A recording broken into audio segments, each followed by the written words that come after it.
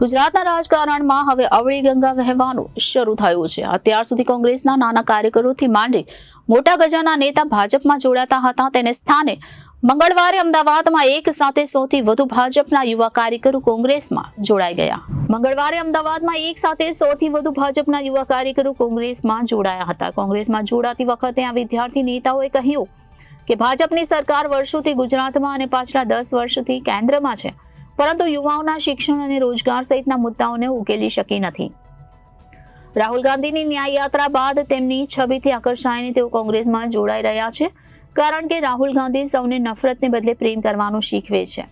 ભાજપના યુવા મોરચાના જિગ્નેશ સાધુ, સિલ્વર રોક સાયન્સ કોલેજના પ્રમુખ સન્ની પરમાર, ભાજપ યુવા મોરચાના હર્ષ પરમાર, રાહુલ સિંહ, દુષ્યંત ઠાકુર સહિતના નેતાઓ કોંગ્રેસમાં જોડાયા હતા। તેમને કોંગ્રેસના નેતાઓ મનીષ દોશી, ઇન્દ્ર વિજયસિંહ ગોહિલ, પાર્થિવરાજ કઠવાડિયા અને હિરેન બેંકરે કોંગ્રેસમાં ખેસ પહેરાવી આવકાર્યા હતા।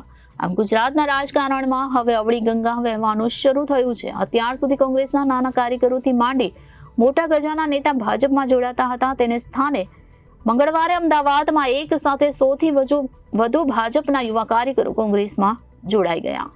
કાર્યક્રમમાં ગુજરાત પ્રદેશ કોંગ્રેસ સમિતિના કાર્યકારી પ્રમુખ ડોક્ટર ઇન્દ્ર વિજયસિંહ ગોહિલ, મારા સાથી પ્રવક્તા ભાઈ શ્રી પાર્થિવરાજસિંહ કટવાડિયા, ભાઈ શ્રી હિરેન બેંકર, યુથ કોંગ્રેસના પદાધિકારી ડોક્ટર પ્રવીણ વનોલ, એનએસયુઆઈના પ્રમુખ ભાઈ શ્રી તિવારી, આશિફભાઈ, ભાઈ શેઠજી, ભાઈ ઉપેન્દ્રસિંહ સહિત યુથ કોંગ્રેસના એનએસયુઆઈના સાથીદારો અને આજના કાર્યક્રમમાં એનએસયુઆઈ અને યુથ કોંગ્રેસ દ્વારા કાર્યક્રમમાં મોટી સંખ્યામાં આવેલા સાથીદારો, આજનો આ વિશેષ કાર્યક્રમમાં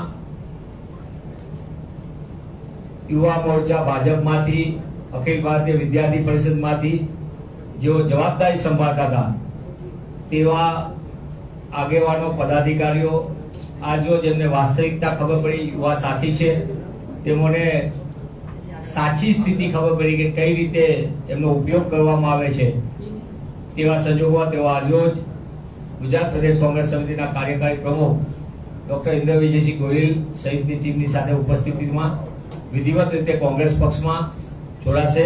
હું વિનંતી કરું છું ડોક્ટર ઇન્દ્ર વિજયસિંહ ગોહિલને કે જે આગળના કાર્યક્રમની અંદર થોડીક વાત કરશે કાર્યક્રમની, અને ત્યારબાદ જે સાથી મિત્રો જોડાવાના છે તેમને વિધિવત રીતે અહીંયા બોલાવી અને કોંગ્રેસ પક્ષનો ખેસ પહેરાવવામાં આવશે। ડોક્ટર ઇન્દ્ર વિજયસિંહ ગોહિલ। ગુજરાત પ્રદેશ કોંગ્રેસ સમિતિના મુખ્ય પ્રવક્તા ભાઈ શ્રી મનીષભાઈ દોશી, ગુજરાત પ્રદેશ કોંગ્રેસ સમિતિના પ્રવક્તા ભાઈ પાર્થિવરાજસિંહ કઠવાડિયા, ભાઈ હિરેનભાઈ બેંકર, યુથ કોંગ્રેસ અને એનએસયુઆઈના સાથીઓ ભાઈ પ્રવીણસિંહ વનોલ, ઉપેન્દ્રસિંહ જાડેજા, ઇમરાન શેઠજી, આસિફ પવાર, તિલકરામ તિવારી તથા ખૂબ મોટી સંખ્યામાં જે મનીષભાઈએ વાત કીધું મુજબ જે મિત્રો એબીવીપી અને ભારતીય જનતા પાર્ટી યુવા મોરચામાંથી આજે કોંગ્રેસ પક્ષમાં જોડાવાના છે, એમનું અમે સ્વાગત કરીએ છીએ। આપણે સૌ જાણીએ છીએ કે છેલ્લા ઘણા સમયથી ભારતીય જનતા પાર્ટી આ દેશના યુવાનોમાં સતત નફરતનું ઝેર ફેલાવી રહી છે। વિદ્યાર્થીઓના જે મુદ્દા છે, યુવાનોના જે મુદ્દા છે, તેની ચિંતા કરવાનું કે ઉકેલ લાવવાનું તો દૂર, પરંતુ તેના ઉપર કમ્પ્લીટલી બેદરકારી દાખવી અને ગુજરાત રાજ્યના અને દેશના વિદ્યાર્થીઓની સાથે છળ કપટ કરવાનું કામ એ ભારતીય જનતા પાર્ટીએ કર્યું છે। છેલ્લા થોડા દિવસોમાં આપણે જોયું નીટ જેવી પરીક્ષામાં પેપર ફૂટવાના બનાવો બન્યા, કૌભાંડમાં અનેક લોકોની ધરપકડ થઈ, તેમ છતાં સરકાર હજી પરીક્ષા રદ કરતી નથી। સરકારની વાત છે કે કોઈ કૌભાંડ થયું નથી, કોઈ કૌભાંડ થયું નથી તો શા માટે ધરપકડ કરવામાં આવી લોકોની? કોંગ્રેસ પક્ષે આ મુદ્દા ઉપર ગુજરાત યુનિવર્સિટી અમદાવાદ ખાતે દેખાવો કર્યા, ગુજરાત રાજ્યના તમામ જિલ્લાઓમાં દેખાવો કર્યા અને યુથ કોંગ્રેસ અને એનએસયુઆઈના સાથીઓએ સંસદનો ઘેરાવ કરવાનું કામ પણ આ મુદ્દા ઉપર કર્યું।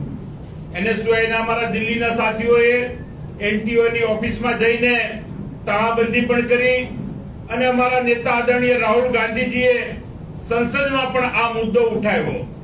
ગઈકાલે આપણે જોયું કે ભારતીય જનતા પાર્ટીની સરકારની નીતિ વિશે રાહુલ ગાંધીજી જ્યારે બોલતા હતા ત્યારે એમણે વાત કરી કે આવનારા દિવસોની અંદર ગુજરાત રાજ્યની અંદર પણ કોંગ્રેસ પક્ષનું શાસન આવવાનું છે તે નિશ્ચિત છે. ત્યારે બોખલાહાટમાં આવીને માત્ર ને માત્ર હિન્દુત્વનો જૂઠો ભ્રમ ફેલાવીને એમના મળતિયાઓ દ્વારા અડધી રાત્રે ગુજરાત પ્રદેશ કોંગ્રેસ સમિતિ ખાતે આવીને પોસ્ટર ઉપર શાહી લગાડવામાં આવી. અમે કહેવા માંગીએ છીએ કે અમે પણ ભૂતકાળમાં યુથ કોંગ્રેસ અને NSY ના હોદ્દેદાર હતા. વટથી સામી છાતીએ કહેતા હતા કે આજે બપોરે 2 વાગે ભારતીય જનતા પાર્ટીના કાર્યાલય ખાતે આવશું, તાળાબંધી કરશું અને આવા અનેક વિડીયો આપની સમક્ષ અમે રજૂ કરી શકીએ છીએ કે ધોળા દિવસે અમારા કાર્યકરોએ જઈ અને ભારતીય જનતા પાર્ટીની ઓફિસને તાળા માર્યા છે. પરંતુ ભારતીય જનતા પાર્ટીના ડરપોક કાર્યકરો હંમેશા અડધી રાતે 3 વાગ્યા પછી અંધારામાં આવે, સ્પ્રે મારીને ભાગી જાય, અડધો ચડ્ડો પહેરીને આવ્યા હોય.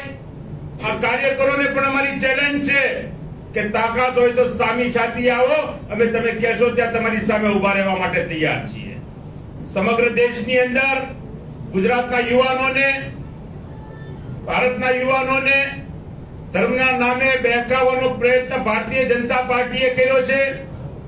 ગુજરાત રાજ્યની અંદર 25 જેટલી પરીક્ષાઓમાં પેપર ફૂટે, પરંતુ હજી સુધી કોઈ કડક કાયદો ભારતીય જનતા પાર્ટીની સરકાર બનાવી શકી નથી. ગુજરાત રાજ્યની અંદર જે ગુજરાત મોડેલની વાત કરીને આજે દિલ્હીમાં સત્તા સ્થાને બેઠા છે, એ સત્તાધીશો ગુજરાતમાં જે રીતે આઉટસોર્સિંગના નામે, ફિક્સ સ્કેલના નામે, કોન્ટ્રાક્ટ પદ્ધતિના નામે રાજ્યના યુવાનોનું શોષણ કરે છે, એમને વિશ્વાસ બેસી ગયો છે કે આવનારા દિવસોમાં આ યુવાનો આ ભારતીય જનતા પાર્ટીની સરકાર સામે લડવા માટે બહાર આવશે અને ભારતીય જનતા પાર્ટીનો તખ્ત બદલવાનું કામ ગુજરાત રાજ્યના યુવાનો કરવાના છે. ત્યારે ભારતીય જનતા પાર્ટીની આ તમામ નીતિઓ ખુલ્લી પડી ગઈ છે. એટલા માટે ભારતીય જનતા પાર્ટી યુવા મોરચો અને અખિલ ભારતીય વિદ્યાર્થી પરિષદના અનેક કાર્યકરો આજે મોટી સંખ્યામાં ગુજરાત પ્રદેશ કોંગ્રેસ સમિતિ ખાતે કોંગ્રેસ પક્ષમાં જોડાયા છે, જોડાવા જઈ રહ્યા છે. ત્યારે અમે તેમનું સ્વાગત કરીએ છીએ.